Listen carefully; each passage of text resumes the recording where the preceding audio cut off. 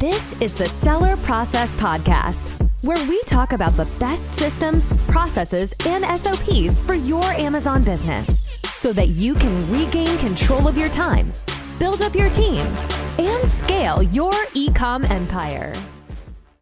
Hello, entrepreneurs. If you are looking to grow your brand and enjoy a good lifestyle, but you are finding yourself spending a lot of time in the day-to-day grind of the business, then this episode is for you. Our guest today will share with us how to build a profitable and semi-automated Amazon FBA business so you can enjoy a steady income while living life at your own terms. I'm joined today by Neil Toit, the founder and CEO of Voltage Digital Marketing. He has been launching, operating, and growing private label e-commerce businesses for the last 10 plus years. As of today, he and his clients have sold over $100 million in physical products, primarily through the Amazon FBA channel. Just one of his brand has sold almost 500,000 units since 2012. Neil shares his blueprint for how to build an online business that can generate a passive six-figure income in just 12 months, while setting up the business for potentially millions in sales within 18 months. Welcome, my friend Neil. How are you doing? I'm great this morning. Thank you, sir. Appreciate you hosting me. Good to see you again. This must be probably the third time you're in this podcast. Yeah. Has it been that many? I haven't lost track. Second or third, yeah, I'm sure. I just like hanging out with you so much. Yeah, for sure. Me too, man. So you just released a new book. So first of all, congrats. Thanks. Share with people what's the name, where can they find it? Just a quick one. Yeah, so it's on the .com Kindle, but it also has a paperback copy. It's called Almost Automated Income with FBA. Build a profitable and lifestyle-driven business model, exit for millions, and make it without an e-commerce experience. So it's basically about how to create a lifestyle-driven business. Nice. I love that, and that's why I wanna see if you can live up to the promise of this book. Oh, well, today. Hopefully, you know. Yes. And I know that you are kind of we can say like a contrarian in many aspects, right? Like you don't preach the same things that many other people talk about in this space. So I'd like you to start, breaking the ice with that. Like, how is your strategy to build an almost automated FBA business different from all the other strategies that have been used by regular sellers? I think a lot of the strategies you hear are probably because they're marketing language. They're meant to sell and entice and create, euphoric nature and the idea of getting started. But I want practicality with people. I want fundamentals. I want them to understand the basics of business first before they apply it to any channel. We just chose to go to the Amazon channel first because it's where there are 150 million buyers. And you know as well as I do, getting started online, if you can't make sales, then you can't drive a business, and sales fixes everything. And when new people want to get started, which a lot of them do, that's one of the biggest challenges they have, is generating, eyeballs on the offer and getting people to buy their products without coming across completely salesy, because people want to buy, they don't want to be sold. So on Amazon, it's a giant buyer's market of people who want to be buying, and because they've already been sold. It's a psychology difference. And so if we understand how to go towards that person, then we kind of go against the grain when it comes to selling them. We don't need to convince them. We just need to get in front of them just in time with the right phrase, right image, right, hook, and then they will buy our product instead of somebody else's on Amazon. So really it comes down to understanding the roles that we play in this marketplace. Many people play the role of product marketer on Amazon, but that's not the role we play. We play the role of selling listings and becoming great marketers of the products on Amazon. And then Amazon is the one that delivers the products to the customer. Now, every time I say that, somebody in the comments will be like, so you're telling us to not focus on the product and just create cheap crap? No, that's not what I'm saying. I'm saying it's the second primary focus of your job as an Amazon seller, if that's the platform you choose to go to first. Frankly, if it's any platform you go to, you have to become a direct marketer, okay, and a direct to consumer marketer first. And then you can understand the basic principle of whatever I put in the box, I can sell regardless of what goes in the box. So my real goal then is to make sure that it's profitable, what goes in the box, okay? And of course, to make sure that I have good reviews, and to complete that cycle correctly, I have to put something good in the box. I can't put a Me Too product or something cheap I need a good product, good packaging, and I want the good review. That's just a byproduct of being a product selling engine, is to produce a good product. So make no mistake, I'm not saying sell cheap whatever crap to people. Okay, sell a good product, because if you can't market it correctly and you have a wonderful product and spent years developing it, no one will ever see it or buy it, and you'll fail. If you spend all the time trying to do direct marketing and deliver a bad product but do great at the marketing, people will give you 1-star reviews, the product will fail.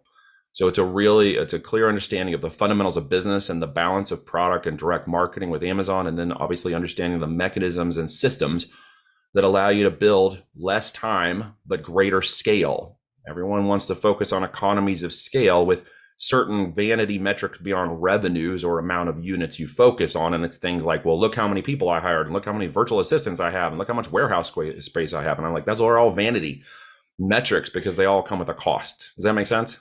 Of course, yeah, and I totally agree, and I think it's a small shift of perspective, approaching this with a different mindset, that Yep. you're not selling on a marketplace like Amazon. You're not selling a product, but you're selling like a keyword, essentially. Like you mentioned, people will not find your product even if it's a wonderful product, but they Yep. might not find it if it's not placed in the Not even marketplace. find it or be convinced when they do find it that it's better than the other products on there.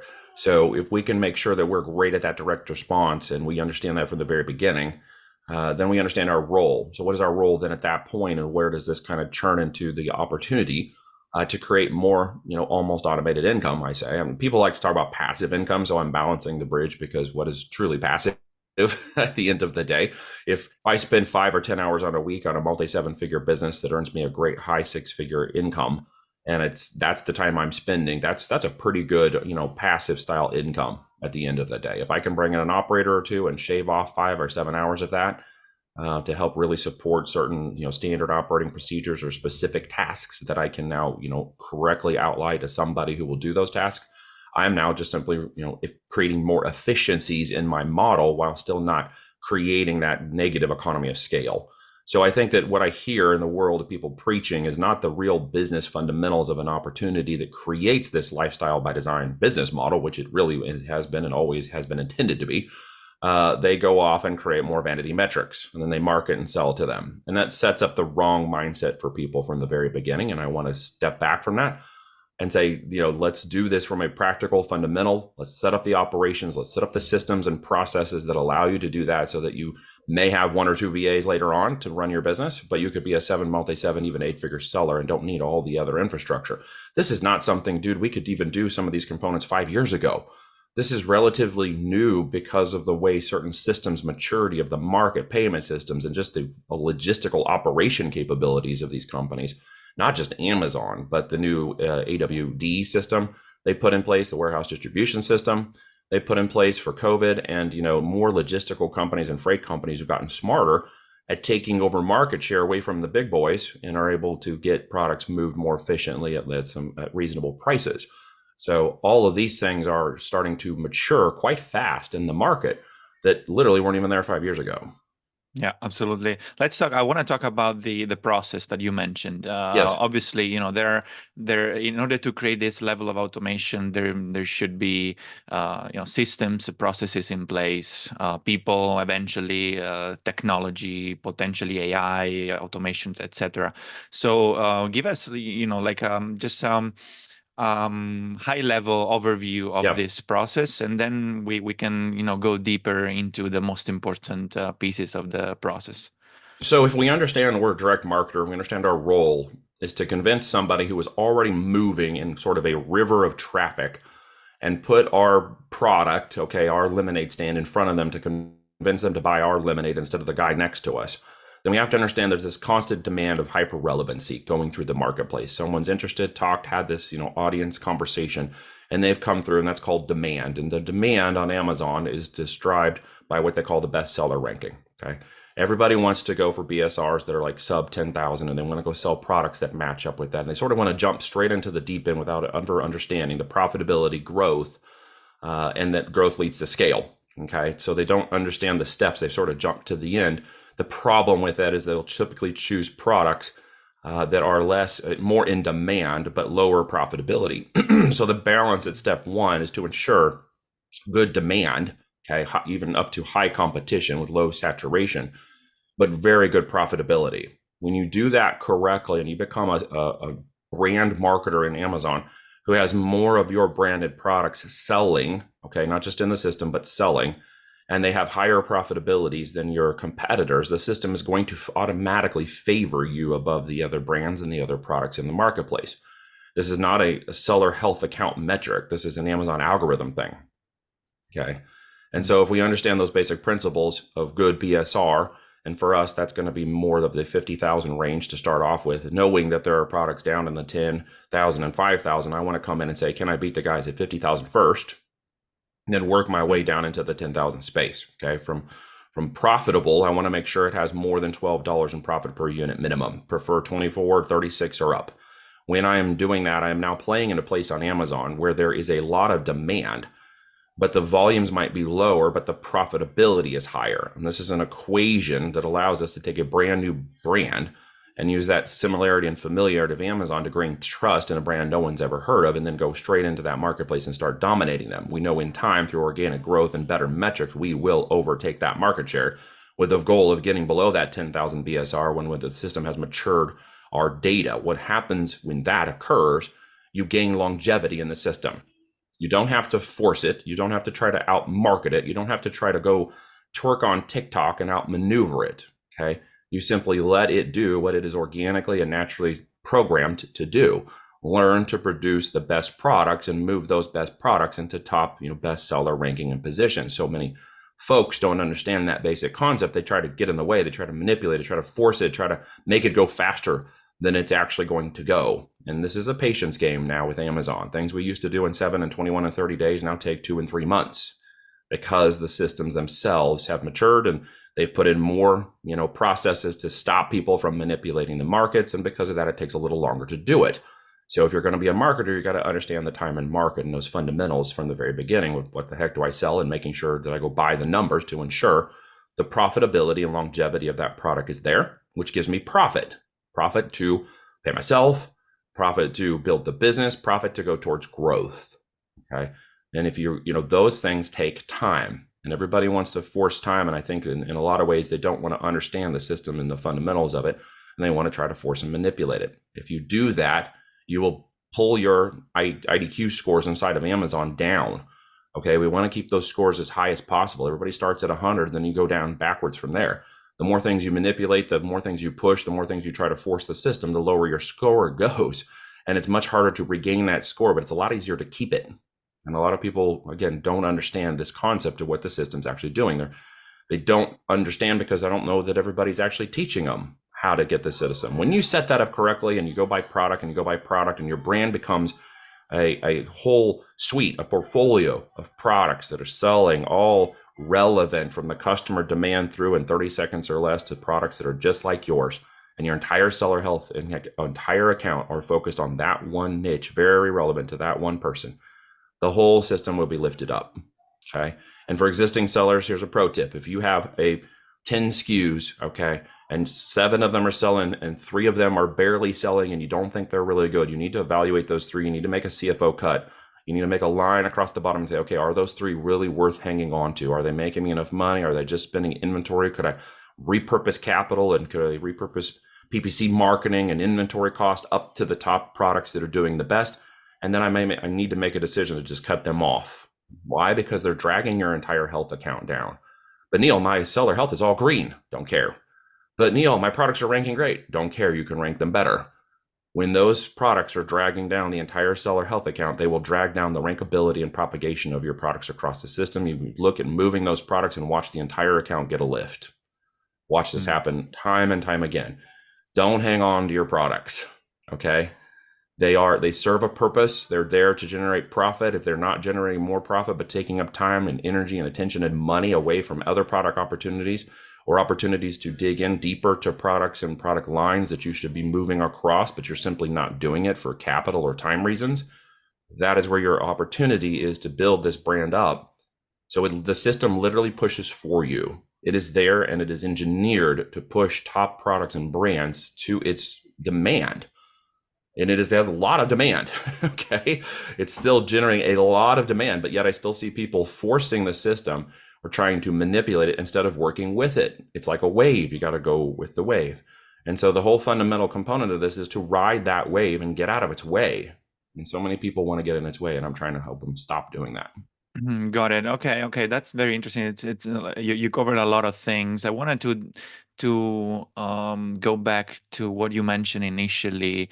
So in general, what you mentioned, what I'm hearing from what you just said is product selection is it's key in terms of the economics of the product, and not Product necessarily. data selection, absolutely. Yeah, okay. So because you're saying, that there are minimum thresholds in terms of profitability, and so you are targeting the products that are like at a higher price point in the niche. And so Correct. those might be those will be more profitable.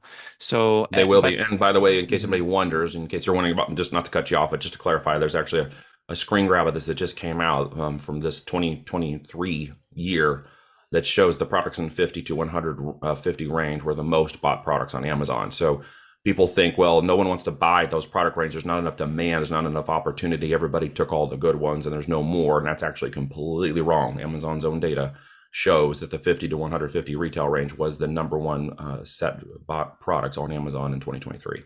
So we're clear. Okay, that's great. That's a great benchmark. So then you're suggesting to focus on products that go retail price Yep. of between 50 and $150, and which will have, less competition, higher margins. That's They that's may even a have high big part. competition, but your profitability is at a position now where you could earn $20 to $60 or more in profit per unit, which is way more sexy than $2 to $6 in profit per unit. Got Yeah. it. Yeah, of course, of course. Yeah. And you're saying, of course, cutting the products that are not giving enough profits, it will drag down the whole Yeah. business. Also, in terms of operational thing, I think this is sound advice in terms of cutting off the operations, because every new product will demand Trimming the some fat. of your time. Yeah. Trimming the fat off of that, which will elevate all of the product, it'll elevate all of the data within that account. All right. And Amazon is extremely smart. If you think they don't know the cost of goods for the top 100 products in every node on Amazon, you're not paying attention. If you think they don't have a good idea who's the most profitable product, not just based on the volume they're selling, but the products they actually have, you're just not paying attention.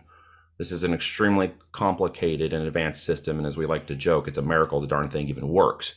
So at the end of the day, you need to understand what you're playing with. It's not a dumb engine that is not deciding or doing things. Now, Amazon may do dumb things, as we both know, and we have to deal with those things. That's just called solving problems in business, sometimes on a daily business. But Amazon's intelligence engine, it's a large language model that has been pulling data in for more than a decade, is extremely smart. From supply chain to logistics to cost of goods to the products you put in and where you're setting, they know all that data about that. What When they what? know that, Mhm. Yeah, yeah, go ahead. what you're saying, it reminds me of a talk that I went to. I went to a conference recently, and I heard Mm, a talk about the number fourth or fifth in the market are the new number one, let's say, because the number one or two are so competitive. Like being in the number one or two spots in the BSR, for example, or in your yeah, in I your would sub agree. niche. It's so competitive that it's better to be like in the mid of page one Mm, instead of a top, because it's less competitive, and also you get it's more profitable. There's less PPC spending and so on. Is this also what you're kind of mentioning? Like you would go for not for the best-selling products, but kind of having multiple of the mid-range products. Is this part of yeah. your strategy? It is to a degree. Like we don't see bestseller badges as accolades. Like that used to be a thing, and that's not really a thing. Why? Because they now take all the arrows. They're the first line of the hill. They're the ones that get all the trouble and problems. We've always jokingly said for many years, we're okay being number two. Yeah, we're number two.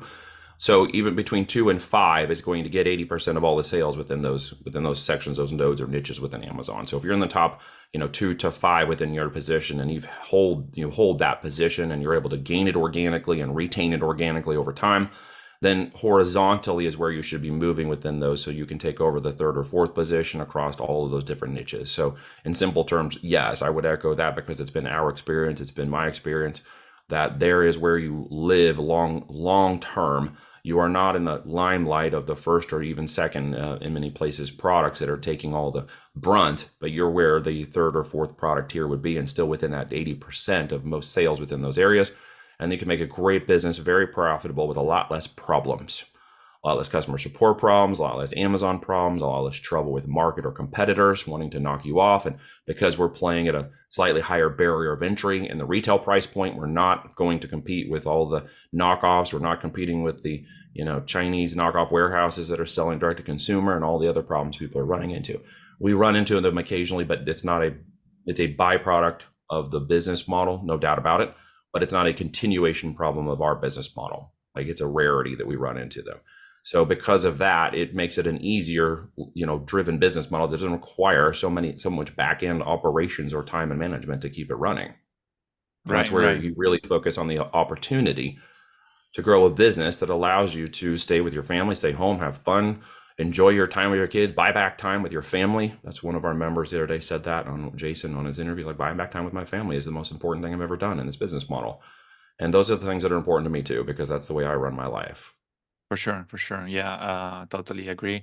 And so to conclude this topic that you started with, I want to talk about the prices. You said that you're targeting products between 50 and 150, but also you're going into the premium category within that niche. So, for example, let's say there are products that range in one niche. There are products that range between $50 and $90. You try to go also in the upper part of that Correct. niche, right? The premium brands tier 2 or tier 3, as we define it, 1, 2, and 3 tiers, right? Yeah. Okay. So the strategy is not only going to the high level of high price points, but also premium within the sub niche, going premium. Absolutely. So if I can sell $100 product and my profit ends up being $32, let's say, after all cost of goods, Amazon's fees, storage, warehouse, returns, PPC, and everything, and I'm able to maintain, because of the type of market it is, the type of product we choose, and the data sets we're looking for, more organic sales than PPC sales, which is always our goal, as you know, to get your product into a position where the majority of your sales are coming from PPC and the majority are coming from ranking organically, say this correctly, and a minority are coming from PPC, making it so the business is not dependent on PPC to keep its organic ranking and keep moving up. Okay. The goal there is obviously profitability. If I can keep higher organic ranking than PPC, above 50% on a 50% PPC and organic, I now have a lot more profit. So I may move less units of a $100 product every month, but my profitability is staying much higher. So people are like, well, that's not sexy, Neil. If I'm moving 200 units a month of a $100 product, I can't quit my job and I can't go buy my Lambo. I'm like, well, no, but you have now understood how to do that correctly. Your opportunity now is to launch 50 more of those by just following the horizontal pattern of product variation and type and size, accessories, gears, etc., that follow right along with the reason why somebody bought that product in the first place. You build out a brand, right? Apple, Nike, etc., they all sell you more of the same product and different packaging. That's a trick we've borrowed from retail. Most people still don't understand that. They'll launch one product and take it out and find one variation and decide to go launch a completely different product and then go try another variation of that totally separate product. That is not the model we follow. It is not the fastest speed to revenue. It's not the fastest ability for you to generate new profit in a brand. It is to take and hedge, like a hedgehog from good to great, okay? Jim Collins. It's to hedgehog into that product line and find all the horizontal benefits of that product to widen your footprint into Amazon to capture more people who are like the first people that brought your first variations, and then just widen that across your system. It matches up perfectly with what the A9 engine and Amazon's trying to do. that wider footprint then allows me to create more products at different price points, some even being a little bit less in profitability, but in a higher volume, so that I drive that customer into that brand to see all the other products I have. Okay. So while we won't start out with a higher volume, lower profitability, at some point you'll want to launch one or two of them now that your brand has gone out more horizontally, because now I can drive more volume in. And with more volume, people will see more of my products. Amazon will show them to more people, and I will have the ability to reach more customers. Now I'm working on more of an average order value, which is more important. Okay. I'm now looking at my total advertising cost to sell, my tacos, not my A cost anymore. And I'm now focusing on the customer lifetime value of somebody entering my brand. And my goal is to target, and I don't hear a lot of people saying this, and I don't know why, Amazon's goal of reaching $1,000 per year on average per Prime member. That's their own stated goal. And I believe they're hitting it. So if they are, because Amazon doesn't tell us everything, but that's their stated goal, then I also want to do the same thing. So if I cannot sell a product or repeatedly sell a product through Subscribe and Save that reaches that goal, then I need more products that open up the opportunity that one customer coming into my brand will eventually be able to buy up to $1,000 worth of my products in 12 months. Now I can see, what is my customer lifetime value? Well, shoot, what am I going to do at that point, Gianmarco, when I know that I'm getting closer and closer to those numbers and I can start to track that? What am I going to do as the direct-to-consumer marketer and seller on Amazon? I'm going to go acquire more customers. I'm going to go be willing to spend more on those customers up front than you are. And that is how I'm going to win, because now I know that driving more and more of those people into my business is going to generate an opportunity for them to spend up to $1,000 with me in a 12-month period. And that is how you and I are not going to be competing at the same page anymore.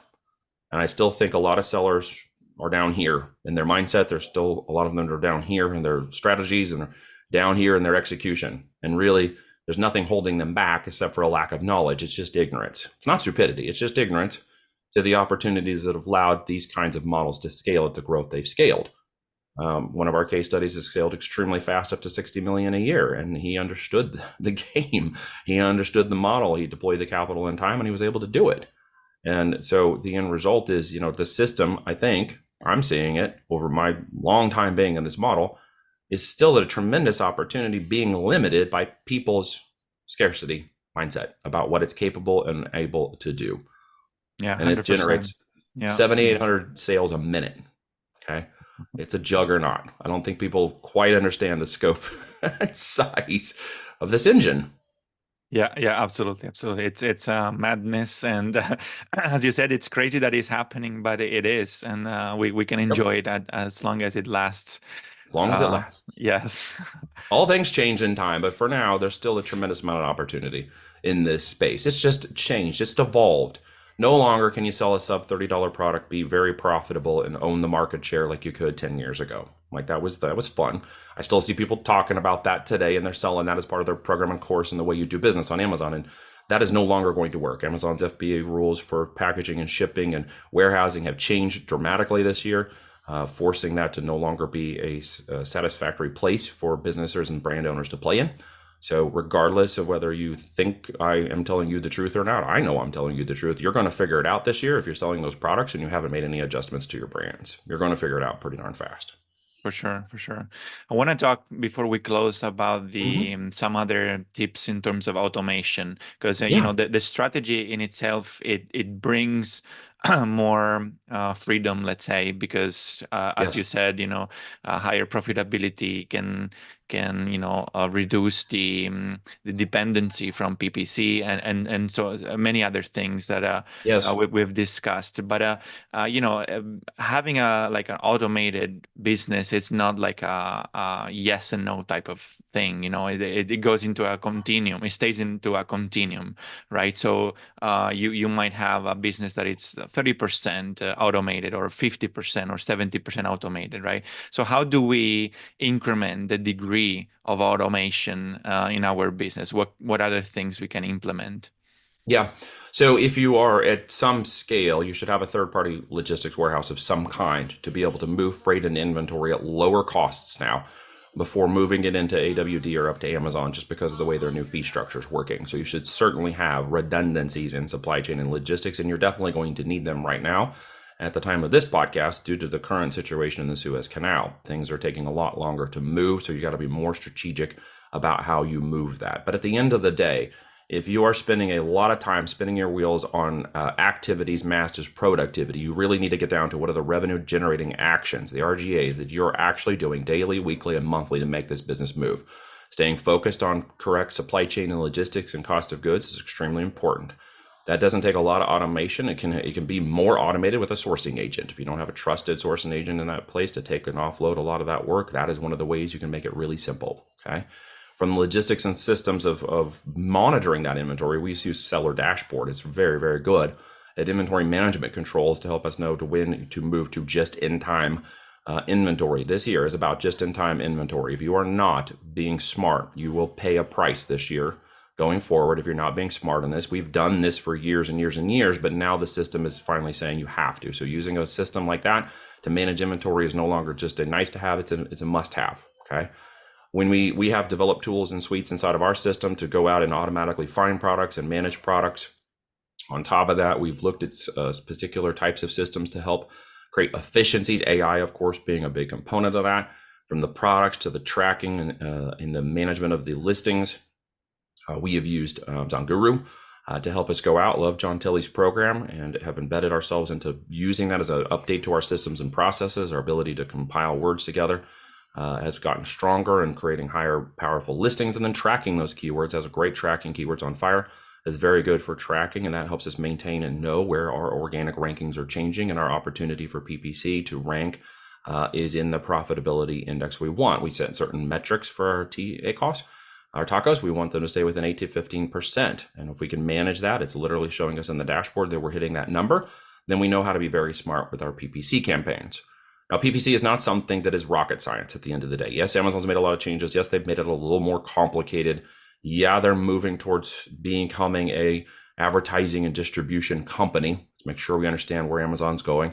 They're using products to sell data, and data is ultimately going to lead to advertising. And now we're seeing advertising become a prominent part of their profitability by 2026. Okay, so this is the way it's going, which means you need to become a smarter marketer than you do a product developer. Okay, I'm going to hammer this down because this is most important right now. So as we go forward with this, we use a tool called Solozo. Solozo has been a great automation tool for monitoring data, pulling in algorithmic data from existing campaigns accounts or new accounts, and helping us to see patterns and data that we can literally template into the system to allow it to make changes of rising bids or lowering bids or increasing budgets or changing or removing keywords that are not profitable. Setting it up so it's kind of an engine that just runs in the background, and we just check in to make sure that it's doing what it's doing. Okay, so that doesn't mean I need an agency anymore. Most of our clients who come in and have larger accounts and are doing PPC outsource or whatnot, we typically show them this process over a couple weeks to 3 weeks. We work them through the process, and then they discover really quickly they can fire those companies, saving anywhere between $4,000 to $6,000 a month on average by removing those companies. Why? Because their best interests are not aligned with the goals. They cannot move quickly in the marketplace, and it's taking too long for the agency to make the move. And they don't have to do that anymore when they learn how to make it more automated and spend about an hour a week just overseeing that and ensuring that it's doing what it needs to do. PPC should be considered a rocket on the engine. It shouldn't be considered the engine itself. And I know so many people get this in reverse, and then they're so afraid they can't go above 30% ACOS. And I'm not sure who made that metric up, but they are, and I'm guessing it's because a lot of people are selling in the $30 or less range. So they can't, acquire an average cost of a customer sale above 30%. We say whatever the ACOS is that's driving that, I want to go backwards and look at what my total advertising cost of sale is. Why? Because my organic to PPC cost is going to be the total ACOS, and that is going to give me where my real numbers need to be. So if my ACOS comes in at 78% or 178%, but I'm acquiring the customer, and overall my campaigns for PPC are in the 8 to 15% range for my tacos, I'm going to leave it alone. And this is where you and I are not going to be competing on the same level. You understand? Because you're going to be trying to acquire customers I'm going after for 30% max ACOS because you can't go any higher, and I'll be willing to spend up to 178% to acquire that customer. That is something you're going to have to understand as sellers who are listening to this, or if you're new, you're going to understand and get to be a part of that. Otherwise, you will not have a business in the coming years. If you cannot afford to acquire customers, you do not have a business. If you restrict your ability based on the numbers to acquire customers, you will not last in any business model, and you certainly won't last on Amazon. Awesome. Yeah, yeah. I was still waiting for. Okay, those are really great advice. Is really great advice. I think we covered a lot of the the process that we meant to discuss, and I think people also can read more in your book. And remember, guys, that you always find a downloadable resource with our podcast. So if you go to thesellerprocess.com, you will find in the show notes that Neil is sharing with us a roadmap where you can find a lot of the points discussed here in a form of a flow chart, so you can kind of double check all the steps that we've discussed, and plus there are a few more for you to check. And you can obviously learn more about his work and these strategies in his book. You can share more a little bit about that, Neil, like where people can find you and what can you offer them. You can share your contacts so people can Yeah, work absolutely. with Well, you. and I should mention for you too, there's a link that we've given you, and it'll be in the show notes, hopefully, of this for you, that has a 2 scholarship giveaway up to January 18th for everybody who participates in that. So we're giving away 2 scholarships to our annual mastermind. That's a 12-month mastermind coaching and education program that works one-on-one with folks. And it's a 12-month deal. So we're giving away $10,000 scholarships to that. So there'll be 2 of those. So if you get to enter into that below, you're welcome to do that. The Kindle's currently 99 cents until the January 18th. So if you just want to grab a copy of that, it's 99 cents. There's a paperback version for $18.97 if you want to go read from about 15 different experts, including Gianmarco, who are featured in the book to talk about these processes, the way we do it as FBA experts. All of them are vetted. They're true to their word. They know what they're doing, and we featured them in the book for that reason. And you're welcome to go look at that. Kevin Harrington is a mentor of mine. He was the first shark on the original Shark series, and As Seen on TV Guide, and he wrote the foreword for the book. So I was super honored that he gave permission to do that and wrote a wonderful foreword, because the part of the processes we've followed for Amazon is things that we've helped him with. So he is a part of the book as well. And so guys, check that out for sure. Check out the resources. I got a short last name, TWA. I don't hide online. It's Twa. And Voltage is one word. You can Google me. You can go to voltagegm.com and you'll find resources, information, free trainings. The PDF mind map is for free as well below. And just educate yourself and understand what you're getting yourself into. And if you have any questions and you're an existing seller, please just hit me up. And if you're a new seller, and we can talk and see if it's a good fit or opportunity for you to get into this business. Awesome. Thank you very much, Neil. It's always a pleasure to have these chats with you. Thank you again.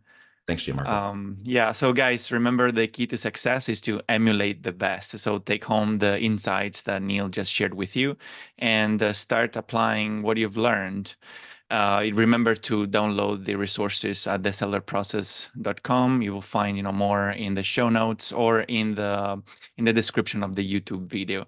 So I hope this episode was shared some value with you, and I wish you a productive week, and I'll see you in the next episodes. Bye.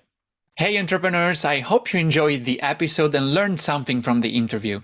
If you're serious about creating systems for your business, automating processes and building up your team so that you can transfer the tedious daily tasks in order to focus on more high-level strategic tasks and work on your business and not in your business, I've created a guide for Amazon sellers named Capturing Systems and Creating SOPs that you can find at thesellerprocess.com/systems ebook, where you will learn how to leverage systems and SOPs in your Amazon business so that you can accomplish more by working less, optimize your time, automate and delegate tasks, and reap the benefits of being a true business owner and not simply an operator in your own business.